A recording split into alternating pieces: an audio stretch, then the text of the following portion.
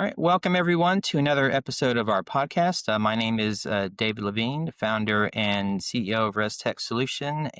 And today's topic is Rethinking Healthcare in 2025, a fresh approach to the challenges with patient care. And I'd like to welcome our guest today, Raphnee, if you'd like to introduce yourself.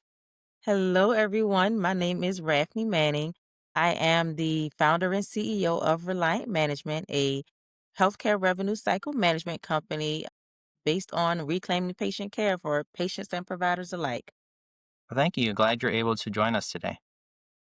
Glad to be here. All right. Well, I'm just going to go ahead and jump right into our first question around today's topic. So, when you look at the state of healthcare in 2025, what do you think needs to change most in how practices approach patient care and operations, especially when balancing efficiency and compliance? I think it has to do a lot with collaboration and transparency. Collaboration not with between the patients and the providers, but also between the insurance payers. Been such a disconnect between how all three align with making healthcare what it is.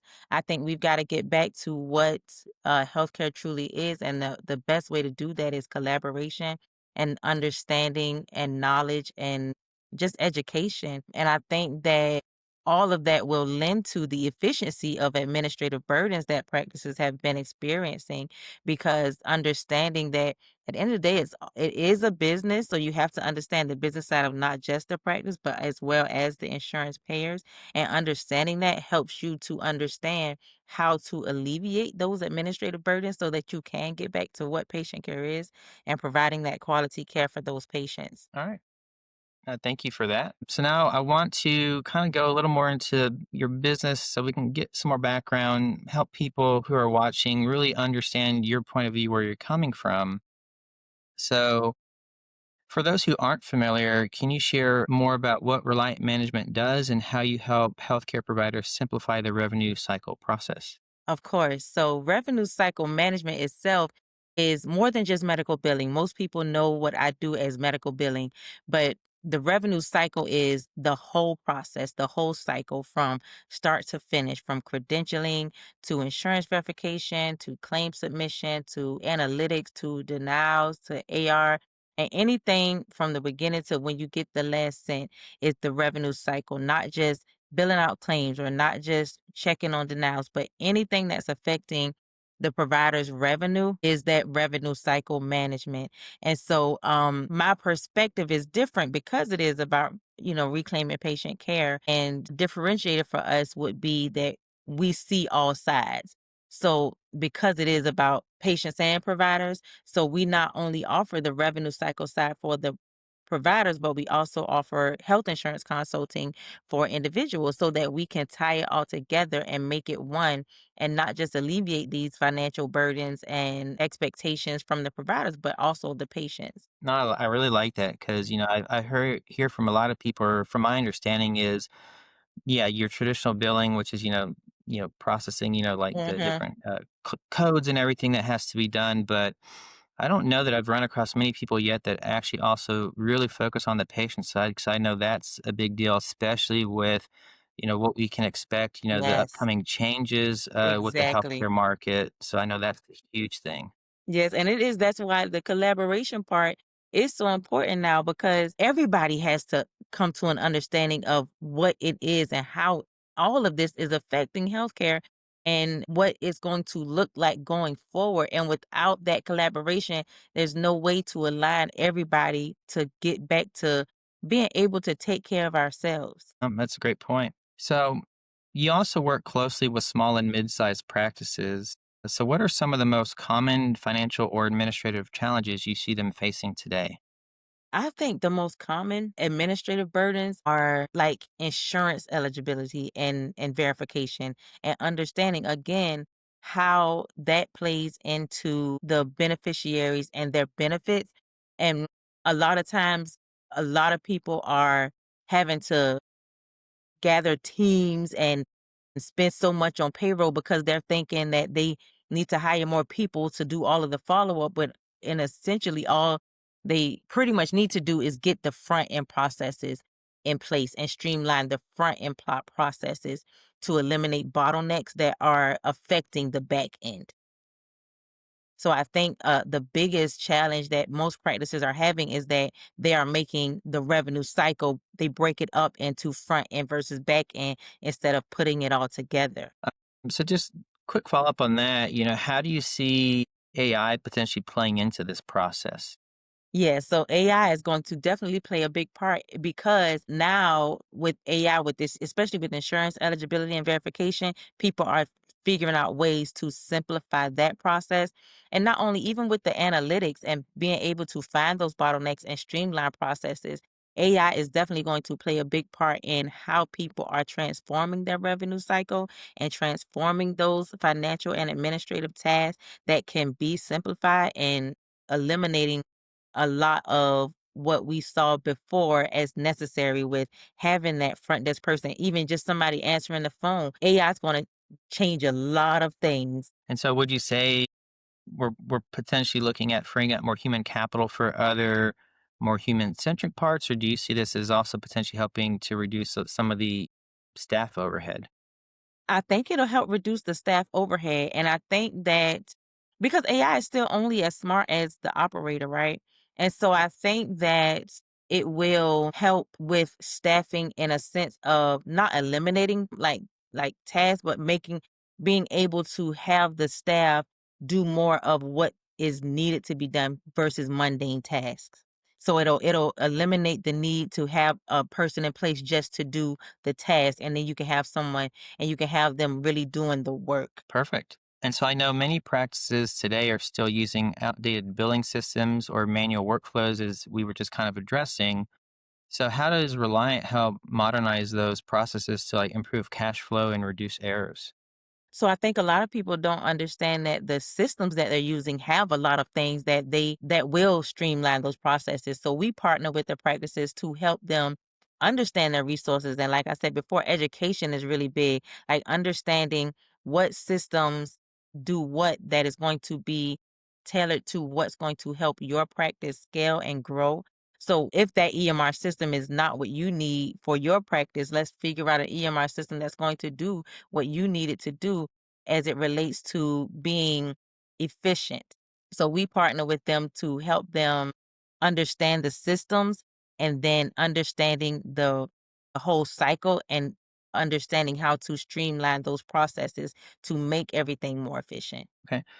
And what would you say if there was, I guess, one piece of advice you'd give to practices kind of based on all this so far? What's probably the one key thing they'd want to be looking at or paying attention to make sure they are going in the right direction with this process? I think I think it would be education. Just staying updated on what's going on and how it's going to affect your practice. Don't get stuck in um comfortability. Don't get stuck in what this is how I've been doing it. Don't get stuck in that.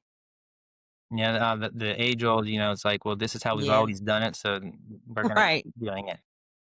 You can't get stuck in that, especially because healthcare changes every day. And these rules, these laws, these regulations, they are constantly changing. In order to scale and grow, it's very difficult to stay in one space. No, I appreciate that. Yeah, because I mean, I know it's not just healthcare, but in general, Right. right now, I think across the board with everything going on, there's a lot affecting all industries. So I think that's a Yes. great piece of advice for every business out there. Yes. Because it is still your practice is still a business. So even outside of the healthcare part of it, you have to understand the changes on the business side as well as a provider. And that's why we are more of a partner than we don't come in and take over. We become a partner because you still have to understand at the end of the day, it is your practice. So we're helping you to understand how this is all affecting your practice while still being able to provide quality care. Right. Well, that's phenomenal. I really like that approach. So I want to transition a little bit and kind of, so we've got to know your business, but let's have people get to know you more. So what do you personally enjoy most about leading Reliant Management and helping practices navigate such a complex and ever-changing healthcare landscape?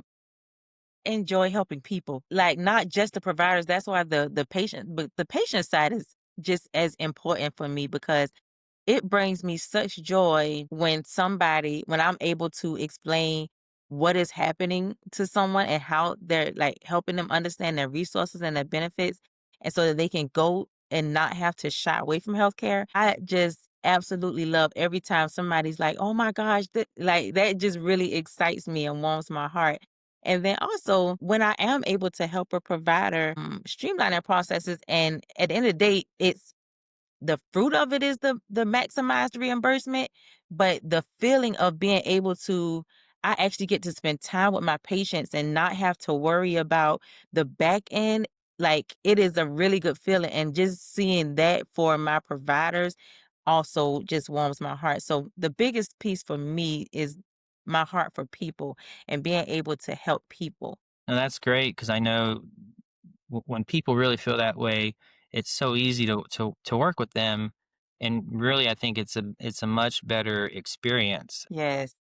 For those who are watching this, if someone is like, "Oh, I need help," because I know we've got to do something with our insurance coverage because it's changing or something. Mhm.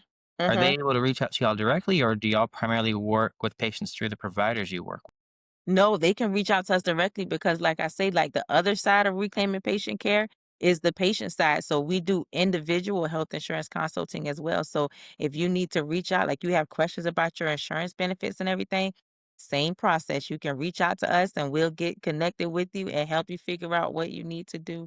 That's phenomenal. So, are there currently any key initiatives or projects you're currently focused on, whether it's new technologies, automation, or compliance improvements? Well, so because I am a big proponent of just education, we have our biggest initiative is empowering wellness through knowledge. So it's a series of wellness seminars that culminate into an open enrollment fair in October. And so we have a men's seminar and a women's seminar will be just because patient care isn't just about health. Patient care is all of the things, right? Mental, financial, all of the things. And so we have speakers for the men in June and the women in March, and that talk about like just all kinds of different aspects of reclaiming patient care. Because without the knowledge, we're not able to do it. So I want to bring together just speakers who will help people understand what true wellness is and what patient care is.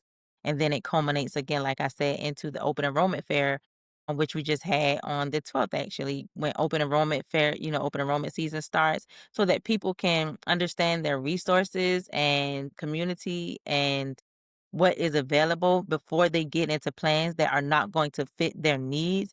And so we're able to bring together people who can help the community understand what plans are out there, what resources are out there, so that they can make informed decisions about what they're going to do for the next year with their insurance.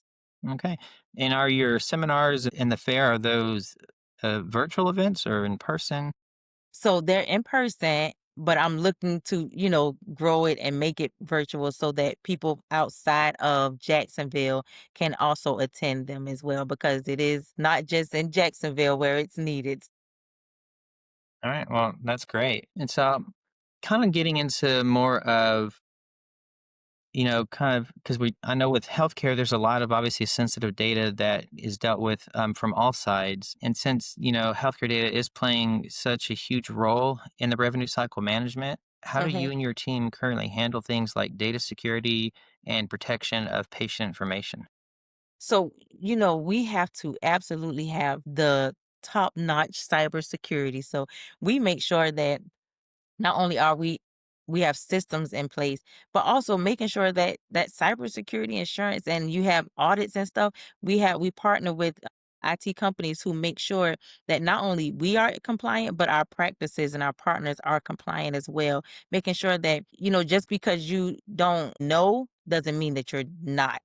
And so we make sure that we have people come in and audit, and so that we can make sure that you're always in compliance and you're not doing anything. And then we also have training, constant training. I'm a big believer in staff training, making sure that you're not, any phishing scams or sending out emails with patient data information without the proper with regulations. So that's pretty much how we just make sure that we partner with um actual health cybersecurity companies who understand how sensitive this information is. Now, that's phenomenal to hear because I know, and again, well, let me ask this question just for a reference point. How large is your organization currently? It's actually because it's just local, it's not very big, but we have a lot of practices. But the organization itself, the way it's structured also because I like my a big thing for me is helping people. So the way that it's structured, we bring the people on as it's needed. And so because we are able to streamline processes, it doesn't take a lot of people to do what we do, if that makes sense. And It so does. as the as the clients come on, we cater and their needs to what the practice needs. So depending on what the practice needs, then we bring that person on as it's needed. Well, and the reason I ask is for the frame of reference because I really do appreciate what you say about having all the cybersecurity and all these pieces. It sounds like you're doing a lot of the right things, which Mhm. I know a lot of companies strive, but they don't necessarily will outright Right. talk about it, which sometimes means they're not quite there or Mhm. they just maybe feel like they're not and they don't want to say. Mhm. And the reason I ask about the size because sometimes a lot of smaller businesses feel like they're too small to have to do some of these things. And I think it sounds like you're a very much a shining example of what every small business should be doing because it doesn't matter whether you're a single person or you're a 500 person Exactly. business. And it doesn't even matter if you're in healthcare or not, Mhm.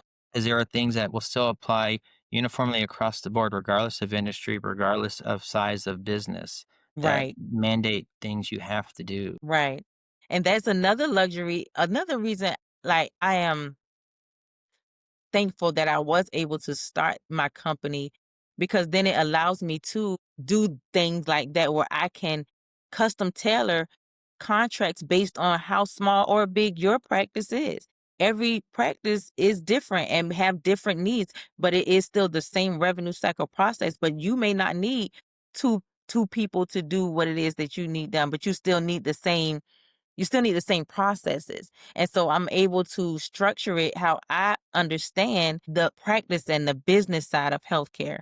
Very good. Just as we kind of wrap up, just want to end kind of with one final question. I know we've kind of started talking more about the cyber piece of the business, Mhm. but obviously we've seen and we know there's a lot of cyber threats going on and actually a rise of those in the healthcare space. So have you noticed any new security challenges, whether that's in your own operations or among your clients that are starting to impact billing or compliance processes? Think not so much new, it's just more open. I think that they've always been there. I think it's just more people are noticing more. Like when they audit the systems and stuff, it's the same process because it's always been the same issues of some like whether it's hacking or malware or whatever the case may be. I think people are just becoming more aware. No, that's perfect. I like that because I think that's the one thing I know, at least from my perspective, that, for years is what we've been striving for is for that awareness and people to truly wake up and Mhm. realize that this is unfortunately, a new norm of doing business. Right. It's a necessary evil. And so, with that, as we wrap up, I just want to see if you had any final thoughts, any last minute things you'd like to share with our audience. Just get back to what healthcare is and truly reclaim patient care. Get in the know, get educated so that we can truly get back to what quality healthcare is. All right. Well, thank you. I appreciate you coming on. I hope you found this valuable as well. And thank you again. I did. I appreciate you having me. Thank you so much.